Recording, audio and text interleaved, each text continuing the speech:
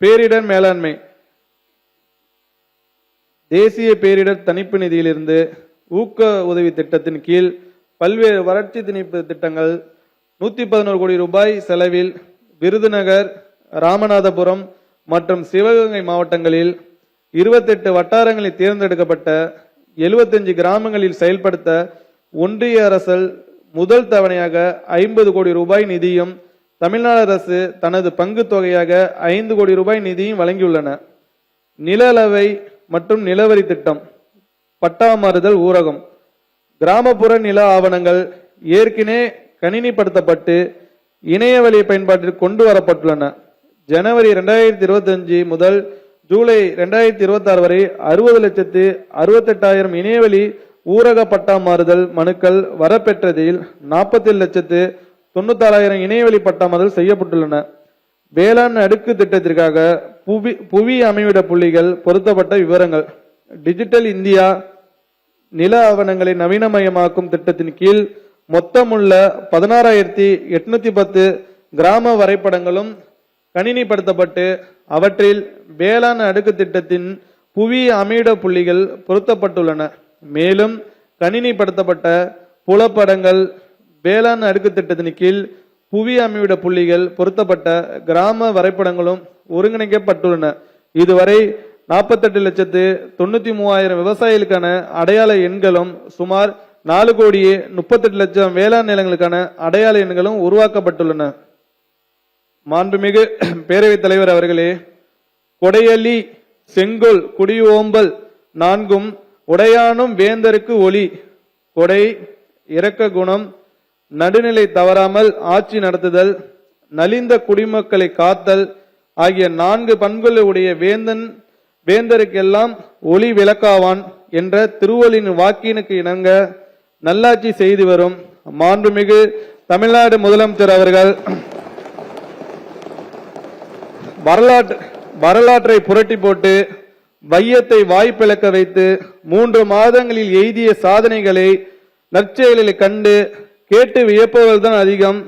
சிதம்பர ரகசியமாய் என்றும் இருந்த சட்டசபை கூட்டம் இன்று சாமானிய மக்களும் விரும்பி பார்க்கும் செய்தி போலாகிவிட்டது.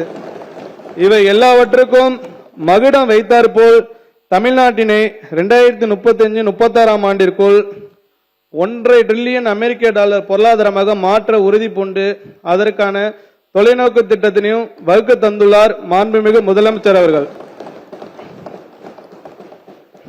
சீர்வளரும் மறைவளரும் திரள்வேந்தர் முடிவளரும், பேர் வளரும் வணிகருக்கு பெருநிதியம் மிக வளரும், ஏர் வளரும் திருவளரும் இசை வளரும், கடல் சூழ்ந்த பார் வளரும் காரலார் பயிர் வளரும் திறத்தாலே, பெருமுகழ் படித்த உழவர்களின் பயிர் வளர்க்கின்ற தன்மையாலே சீர் வளரும், சிறப்பு பொருந்திய மறைநூல்கள் வளர்ச்சி பெறும், வேந்தரின் மணிமகுடம் செழித்து ஓங்கும், பெருமைமிக்க வணிகர்களுக்கு பெருஞ்செல்வம் மிகுதியாக உண்டாகும், அழகு மிக்க கல்வி கேள்வி முதலிய செல்வமும் செழித்து ஓங்கும் என்று கம்பர் பெருமான் 70 நூலில் கூறுவதிலிருந்து உழவு தொழில் சிறந்து விளங்கினால் அந்நாட்டில் பிற துறைகள் அனைத்தும் செழித்து வளரும் என்று அறியலாம்.